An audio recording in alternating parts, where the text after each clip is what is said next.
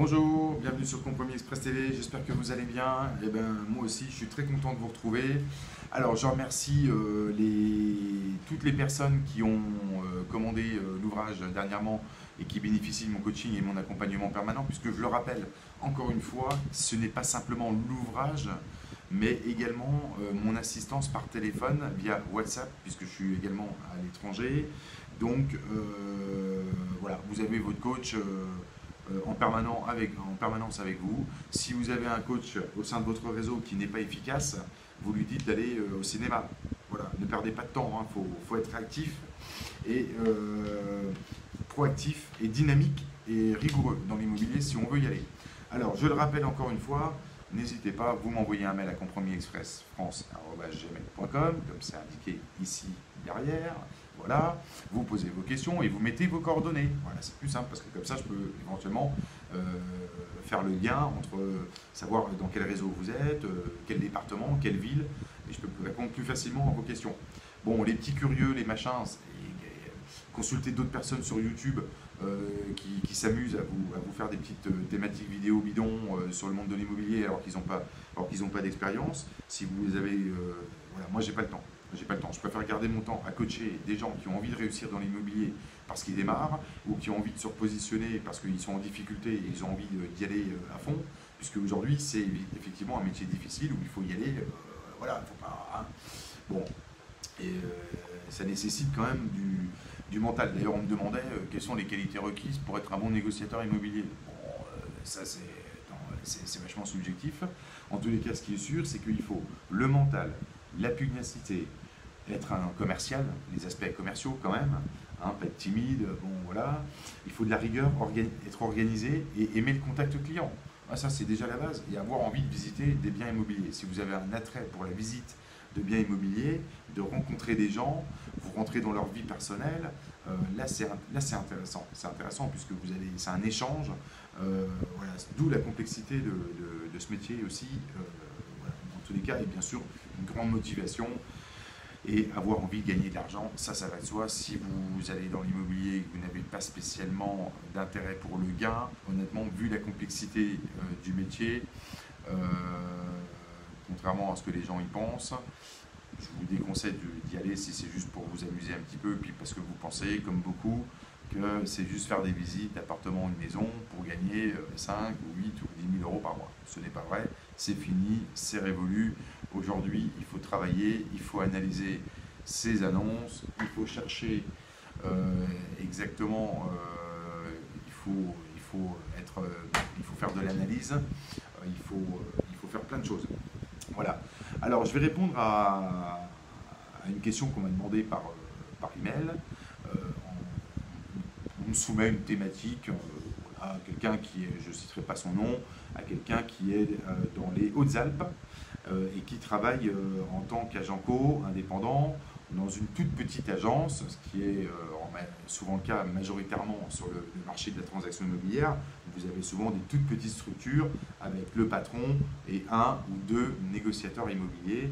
Bon, voilà. Et c'est vrai qu'en face de ça, vous avez des mastodontes qui sont les réseaux immobiliers comme Century 21, La Forêt, ERA, Orpi, voilà, qui sont installés avec un maillage relativement puissant, puisque souvent sur une ville, vous pouvez avoir 7 ou 8 agences de la même enseigne. Donc ils ont une présence terrain, effectivement plus importante. Ça peut être une complexité effectivement pour une petite structure. Donc cette personne me demande une thématique sur les arguments utilisés quand on est une petite agence devant un propriétaire vendeur qui a déjà mis son bien dans 2 ou 3 grosses structures et qui a également sa propre annonce sur Le Bon Coin. Voilà, alors je vais essayer de répondre. Alors bien sûr, dans la majorité des cas, il faut jouer sur le fait que les honoraires sont moindres, puisque évidemment, vous n'avez pas les coûts de structure inhérents à la franchise des grands réseaux en tant que franchisé, les royalties et tout ça. Mais je crois que le plus important, c'est de jouer sur la proximité et sur le fait que vous allez vous occuper du bien, car vous êtes une petite agence qui connaît bien le marché, qui joue la carte relationnelle, amicale, etc. Donc vous êtes dans l'exact contraire des réseaux. Un tantinet puissant, mais encore ça dépend du franchisé à la tête et des collaborateurs présents au sein de l'agence, parce qu'il y a aussi des franchisés qui sont incompétents, hein, ils ne sont pas tous compétents, mais évidemment, bien sûr, pour essayer de séduire un propriétaire, je pense que moi c'est ce que je ferais, je jouerais la carte de proximité en mettant tout un tas de services que n'a pas le temps de proposer l'agence franchisée. Voilà, vous pouvez inviter à un petit-déj un propriétaire au sein de votre agence, une petite discussion, un café. Bon voilà, essayez de trouver des manières un peu différentes pour séduire les propriétaires. Jouer sur la carte locale aussi, jouer sur la carte du relationnel, comme quoi vous allez vous occuper du bien dans sa globalité, que vous travaillez chaque dossier à 100%. Et que, puisque c'est le cas, bon, je vais le dire, clairement, dans beaucoup de réseaux, les négociateurs sont payés à la rentrée de mandat. Donc voilà, ça peut être un contre-argument vis-à-vis des propriétaires, puisque ça démontre clairement que le négociateur est là pour rentrer ses 10-15 mandats par mois et commissionné à 20 ou 30 euros par mandat rentré, ce qui est loin d'être votre cas, puisque bien sûr, vous êtes commissionné si vous vendez le bien. Voilà, donc l'avantage, c'est que certes, le propriétaire va dans un grand réseau, mais en même temps, son bien est banalisé, puisqu'il fait partie d'un certain nombre de biens. À vous de regarder aussi le nombre de biens à la vente présents dans les agences concurrentes qui sont présentes localement autour de vous. Si une agence a 200 ou 300 mandats, bon, il faudra expliquer aux propriétaires comment ils ont le temps de gérer tous ces dossiers. Ça peut être un argument supplémentaire. Et puis après, bien évidemment, pour finir, les honoraires qui sont moindres. Quand une agence immobilière va mettre, de grands réseaux va mettre 15 000 euros, bon, bah, vous n'êtes pas obligé de mettre la moitié, mais enfin, vous pouvez réduire un peu vos honoraires, ce qui peut séduire le vendeur, bien évidemment. Voilà. En ce qui concerne donc la publicité du propriétaire sur le bon coin, bah, là c'est bien tout le problème sur le marché aujourd'hui, c'est que les gens ils en ont plus rien à foutre, les propriétaires. Ils veulent mandater des agences parce qu'ils ont compris qu'ils pouvaient vous utiliser en termes de fusibles publicitaires, et de l'autre côté garder la liberté de pouvoir vendre leur bien eux-mêmes. Voilà, tout simplement, parce qu'ils ne sont pas fous. Et bien sûr ils communiquent à leur prix net vendeur alors qu'ils devraient communiquer au moins sur le même prix que vous, prix proposé client, voilà. Et encore, idéalement, le mieux, ce serait qu'ils dégagent du bon coin, puisque à partir du moment où ils valident le fait de donner un mandat, c'est pour se décharger d'une tâche ou d'une mission à laquelle ils n'ont pas réussi au préalable. Donc, dans l'absolu, ils devraient laisser opérer le professionnel. Et force de constater que non, encore, le propriétaire, il veut manger sur tous les tableaux, il veut garder la possibilité de vendre sur le bon coin en étant encore en particulier. Il ne respecte pas le mandat de vente parce que, bien sûr, il ne va pas se mettre aux conditions générales du mandat, mais il va continuer de se mettre au prix net vendeur, voire il va baisser son prix pour créer un écart suffisant en vue d'être détecté par des acquéreurs potentiels qui auraient vu votre annonce en professionnel et qui vont aller chauffer sur le bon coin ou je ne sais quoi pour voir s'ils trouvent la même annonce en propriétaire particulier. Donc c'est à vous de séduire le propriétaire ou de lui expliquer qu'il vous laisse travailler et qu'il enlève son annonce sur le bon coin. De toute façon, si un propriétaire vendeur est correct, il va enlever son annonce sur le bon coin, puisque s'il vous donne le mandat, c'est pour vous laisser travailler, c'est parce qu'il n'a pas eu le temps de gérer tout ça, c'est devenu un peu compliqué, il en a marre. Et il veut laisser des professionnels agir, puisque encore une fois, c'est un vrai métier. Mais comme les gens, ils veulent bien sûr s'improviser agent immobilier en pensant que c'est facile, ils essayent. Mais quand après, il faut traiter les appels téléphoniques, il faut donner rendez-vous aux gens qui ne viennent pas. Aux gens qui viennent, ils visitent.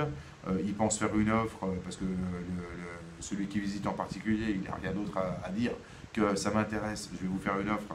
Alors que de toute façon, il ne fera rien du tout, il tourne les talons et il cherchera autre chose. Et voilà, donc tout ça, le propriétaire perd du temps, il donne des mandats, et de l'autre côté, par contre, il veut que les bénéfices. Voilà, donc c'est à vous d'expliquer tout ça. Si vous êtes une petite agence à 1 ou 2 personnes ou 3 personnes, jouez la carte de la proximité, on s'occupe de votre bien. Pourquoi pas proposer de découvrir votre agence en proposant un café croissant aux propriétaire, ça peut aussi être une porte d'entrée du relationnel, mais une porte d'entrée à une prise de connaissance avec le propriétaire. Et puis voilà, bon, c'est en tous les cas des éléments un petit peu différents. Voilà. Alors en ce qui concerne donc j'espère que j'ai répondu donc à Alain. Je répondrai par mail bien évidemment, j'ai pas trop le temps ces derniers temps. Et puis je vous propose encore une fois de nous retrouver sur les différents espaces sociaux, donc Compromis Express sur Facebook. N'hésitez pas à aller sur le site internet cefrancetv.fr, vous y retrouvez toutes les vidéos et également le programme de la formation technique RSV, fruit de 20 ans de métier, grands conseils et astuces. Et avec l'ouvrage RSV, puisque certains n'avaient pas compris, vous bénéficiez de mon coaching permanent par téléphone. C'est-à-dire que quand vous avez des questions, on y va. Si vous voulez m'appeler 10 fois par jour, vous m'appelez 10 fois par jour. Si vous voulez m'appeler 15 fois par jour, vous m'appelez 15 fois par jour. Il y en a qui sont opportunistes, ils le font. Et il y en a qui n'osent pas le faire. Bon, voilà. Il y en a qui vont réussir. Je sais déjà, dès le premier mail que je reçois, je sais qu'ils vont réussir dans l'immobilier. Et d'autres où ça traîne un petit peu, ça fait un mois, 15 jours, 3 semaines qu'on échange pour pas grand-chose, bah, à un moment donné, il faut y aller. Hein. Donc, voilà, parce que le temps que je passe avec des gens qui sont indécis, je le passe pas avec des gens qui sont, par contre, très motivés et qui ont envie d'y aller. Alors, il faut y aller, messieurs, dames. Je vous dis à très bientôt sur Compromis Express TV. Abonnez-vous à la chaîne, c'est gratuit. Et je vous dis bon courage, faites de bonnes ventes. Profitez de l'été pour vous détendre et pensez à la rentrée, septembre. Profitez-en pour acquérir et bosser sur l'ouvrage RSV avant même de démarrer si vous êtes en phase de pré-démarrage de votre activité au sein du réseau. Et puis je vous dis à bientôt. Bye bye.